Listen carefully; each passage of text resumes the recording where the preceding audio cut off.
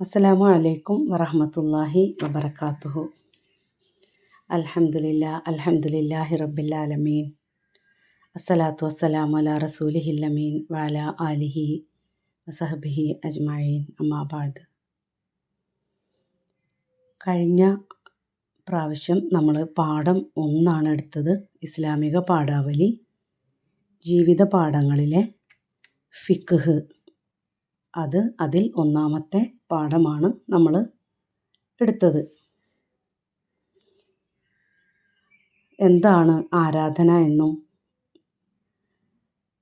കർമ്മങ്ങൾ എന്തിനനുസരിച്ചാണ് ചെയ്യേണ്ടതെന്നുമൊക്കെയായിരുന്നു അതിലെ പാഠങ്ങൾ. പ്രധാനപ്പെട്ട 3 പോയിൻ്റാണ് നമ്മൾ അതിൽ പഠിച്ചത്. മുസ്ലിങ്ങളെയും അമുസ്ലിങ്ങളെയും തമ്മിൽ വേർതിരിക്കുന്ന കാര്യം നമസ്കാരമാകുന്നു. 2-ാമത്തെ പോയിൻ്റ്, ഖിയാമത്ത് നാളിൽ അള്ളാഹു ഒന്നാമതായി വിചാരണ ചെയ്യുക നമസ്കാരത്തെക്കുറിച്ചായിരിക്കും. 3-ാമത്തേത്, നമസ്കാരത്തിൻ്റെ ജീവനാണ് ഭയഭക്തി. ഓക്കെ. കഴിഞ്ഞ പ്രാവശ്യത്തെ അഭ്യാസത്തിലെ കുറച്ച് വർക്കുകളും കാര്യങ്ങളൊക്കെ നിങ്ങൾ ചെയ്ത് നോക്കിയിട്ടുണ്ടാകും, പഠിച്ചിട്ടുണ്ടാവുമെന്ന് വിചാരിക്കുകയാണ് ഇൻഷാ അല്ലാഹ്.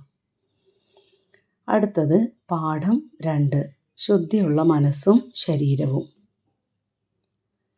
നമ്മെ സൃഷ്ടിച്ചു പരിപാലിക്കുന്ന അള്ളാഹുവിനോടുള്ള സ്നേഹം നമ്മുടെ മനസ്സിൽ എപ്പോഴും ഉണ്ടായിരിക്കണം. അള്ളാഹു നമ്മെ എത്ര ശ്രദ്ധയോടെയാണ് സംരക്ഷിച്ച് വളർത്തുന്നതെന്ന് നാം ഓർക്കാറുണ്ടോ? ഓർത്ത് നോക്കിയാൽ നമുക്ക് ബോധ്യമാവും നാം ഈ ലോകത്ത് ഏതൊരാളെക്കാളും സ്നേഹിക്കേണ്ടത് അള്ളാഹുവിനെയാണെന്ന്. അപ്പോൾ നമ്മുടെ ദൈവത്തെ, നമ്മെ സൃഷ്ടിച്ച് പരിപാലിക്കുന്ന ആ ദൈവത്തെയാണ് നമ്മൾ ഏറ്റവും കൂടുതൽ സ്നേഹിക്കേണ്ടത്. അപ്പോൾ അവനോടുള്ള സ്നേഹം മനസ്സിൽ നിറയുമ്പോൾ നമ്മുടെ മനസ്സിൽ പിന്നെ വേറെ ഒരു ചീത്ത ചിന്തകളും ഉണ്ടാവില്ല. അവിടെ അങ്ങനെയുള്ള ചിന്തകൾക്ക് യാതൊരു സ്ഥാനവും ഉണ്ടാവില്ല. അള്ളാഹുവിനെ ഓർക്കുന്ന മനസ്സുകൾ, എപ്പോഴും ദൈവസ്മരണയുള്ള മനസ്സുകൾ എപ്പോഴും ശുദ്ധമായിരിക്കണം. നമുക്ക് ഏറ്റവും ഇഷ്ടപ്പെട്ട ഒരാൾ നമ്മുടെ വീട്ടിലേക്ക് വിരുന്ന് വരുമ്പോൾ നമ്മൾ എന്താ ചെയ്യുക?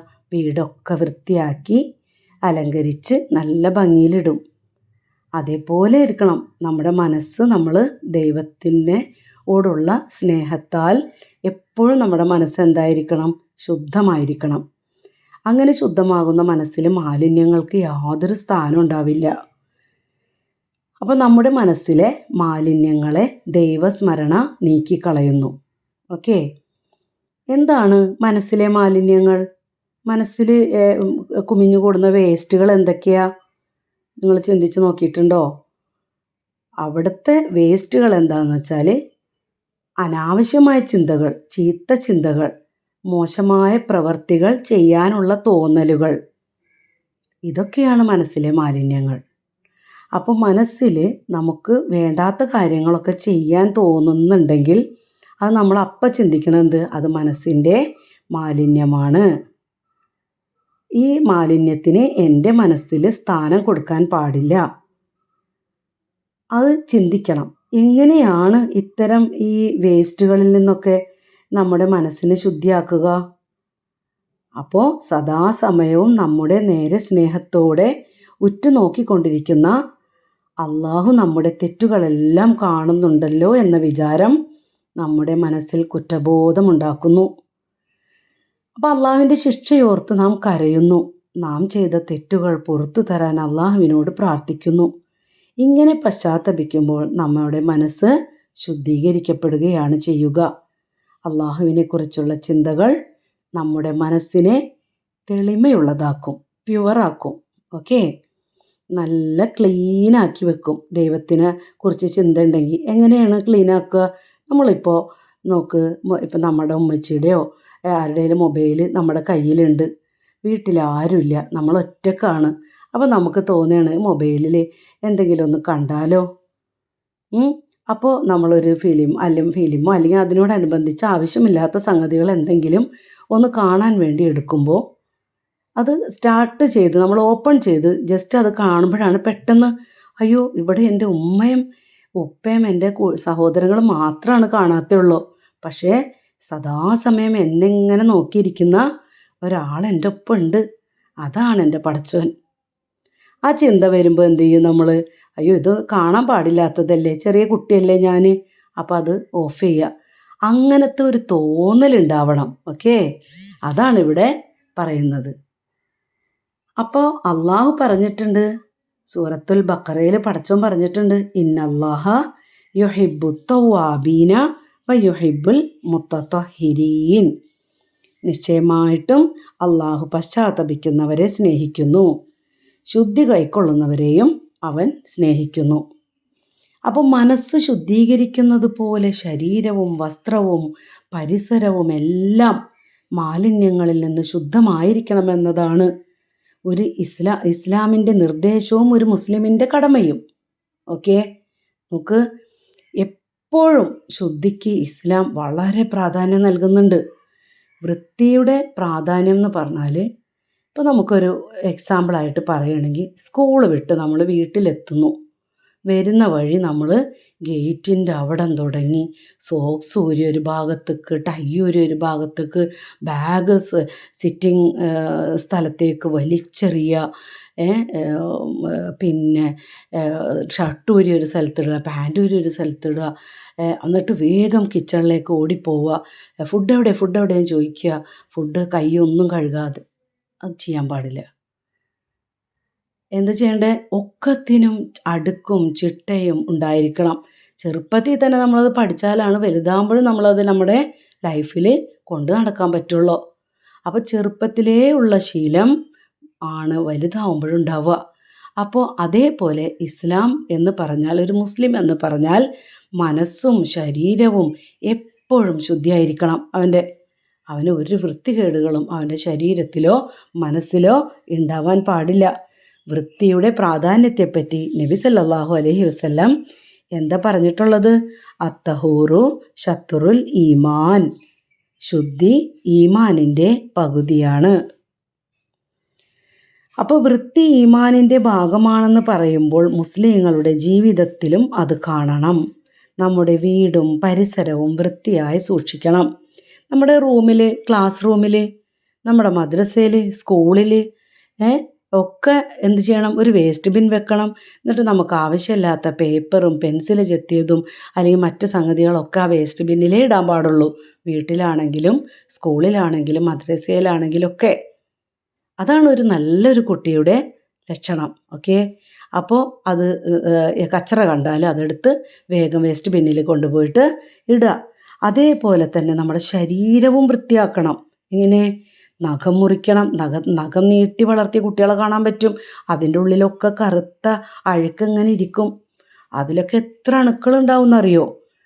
പല്ല് തേക്കണം, കുളിക്കണം, വസ്ത്രങ്ങൾ വൃത്തിയാക്കണം, മുടി ചീകി ഒതുക്കി വെക്കണം. ഇങ്ങനെ ഒരുപാട് കാര്യങ്ങൾ നമ്മുടെ ജീവിതത്തിലുടനീളം പാലിക്കേണ്ടതായിട്ടുണ്ട്. അപ്പം ഇതിലൊന്നും ശ്രദ്ധ പുലർത്താതിരിക്കുന്നത് ഇസ്ലാമിക സംസ്കാരമല്ലെന്ന് നബി സല്ലല്ലാഹു അലൈഹി വസല്ലം പഠിപ്പിച്ചിട്ടുണ്ട്. അപ്പോൾ അങ്ങനെ പഠിപ്പിച്ച കൂട്ടത്തിലാണ് നബി സല്ലല്ലാഹു അലൈഹി വസല്ലം ഈ വൃത്തിയെപ്പറ്റി ഇത്ര പ്രാധാന്യമായിട്ട് സംസാരിച്ചത്. എന്ത്? അത്തഹൂറു ഷത്രുൽ ഈമാൻ. ശുദ്ധി ഈമാനിൻ്റെ പകുതിയാണ്. അപ്പം അള്ളാഹുവിനെ സ്നേഹിക്കുന്നുണ്ടെങ്കിൽ നമുക്ക് ശുദ്ധിയും വേണം, അല്ലേ? നമ്മളെപ്പോഴും നീറ്റായിരിക്കണം, വൃത്തിയായിരിക്കണം.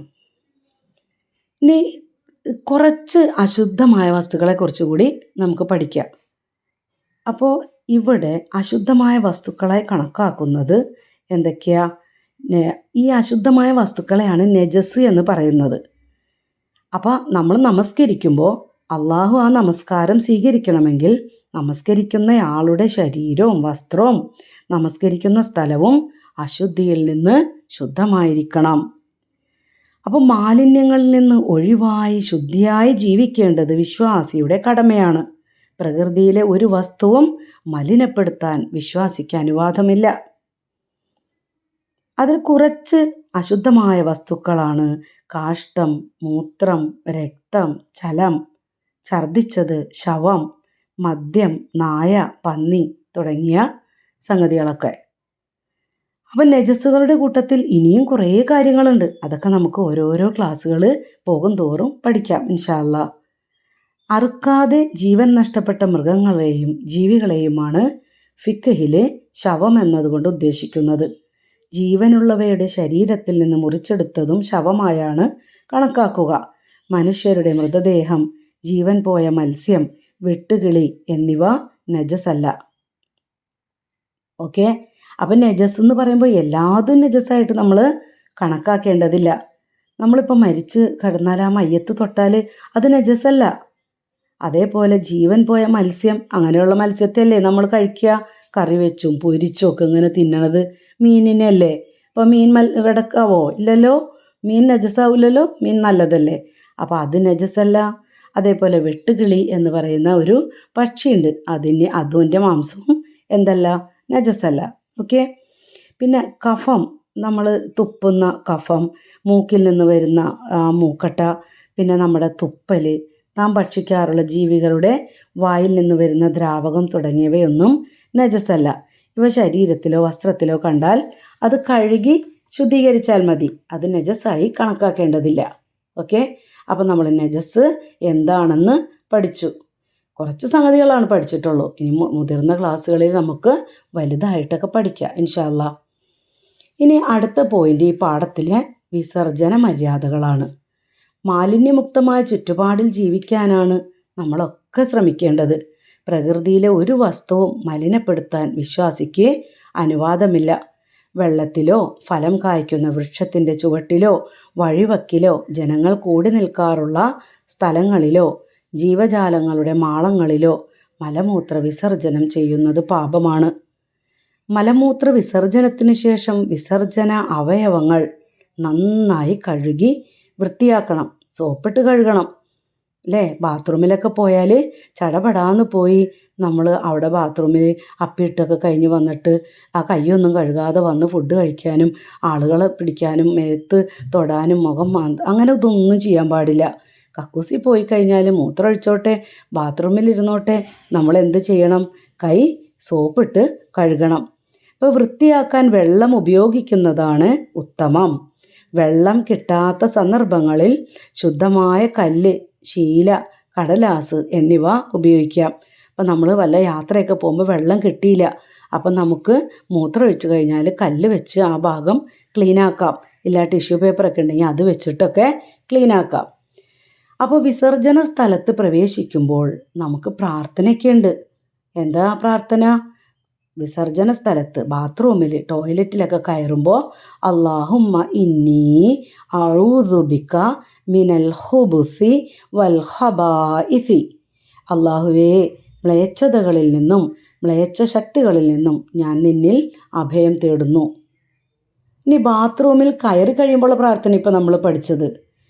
ഇനി പുറത്തേക്ക് വരുമ്പോൾ ഗുഫ്രാനക അൽഹംദുലില്ലാഹില്ലദീ അദ്ഹബ അന്നി അൽ അദാ വഅഫാനി. അല്ലാഹുവേ മാപ്പ്, എന്നിൽ നിന്ന് വിഷമം അകറ്റി എനിക്ക് സുഖം നൽകിയ അല്ലാഹുവിന് സ്തുതി എന്നും നമ്മൾ പ്രാർത്ഥിക്കണം. ഓക്കെ. അപ്പോൾ ബാത്റൂമിൽ കയറുമ്പോഴും ഇറങ്ങുമ്പോഴുമുള്ള പ്രാർത്ഥന നമ്മൾ പഠിച്ചു കഴിഞ്ഞു. ഇത് 5 പ്രാവശ്യമൊക്കെ ഈ പ്രാർത്ഥന ഇങ്ങനെ വോയിസ് കേട്ടാൽ നിങ്ങൾ പഠിക്കും. ഈസി ആയിട്ട് പഠിക്കാൻ ഏറ്റവും നല്ല മാർഗം വോയിസ് കേൾക്കുക എന്നുള്ളതാണ്. പണ്ടൊക്കെ നമ്മളുടെ കാലഘട്ടത്തിലൊന്നും ഇങ്ങനെ വോയിസ് കേൾക്കാൻ പറ്റില്ലല്ലോ. അപ്പോൾ എന്താ ചെയ്യുക? മിസ്സൊക്കെ എഴുതി പഠിക്കുക ചെയ്തത്. ഇന്ന് നിങ്ങൾക്ക് സുഖമായിട്ടിരുന്ന് വോയിസ് കേട്ടാൽ ആവർത്തിച്ച് കേൾക്കണമെന്ന് മാത്രം. കേട്ട് കഴിഞ്ഞാൽ നിങ്ങൾക്ക് ഈസി ആയിട്ട് പഠിക്കാൻ പറ്റും. ഓക്കെ. അള്ളാഹു അനുഗ്രഹിക്കട്ടെ. ഇനി ഈ പാഠത്തിൽ ഒരു സംഗതി കൂടി നമുക്ക് പഠിക്കണം. ശുദ്ധിയുള്ള വെള്ളം. കുറേ വെള്ളങ്ങളുണ്ടല്ലേ നമ്മുടെ ചുറ്റിനും.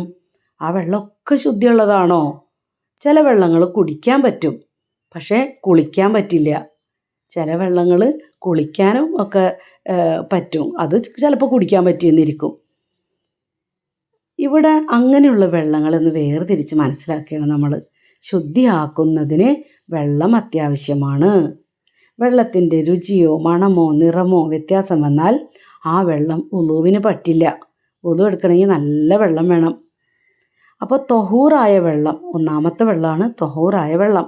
സ്വയം ശുദ്ധിയുള്ളതും മറ്റൊന്നിനെ ശുദ്ധിയാക്കാൻ പറ്റുന്നതുമായ വെള്ളമാണ് തൊഹൂറായ വെള്ളം.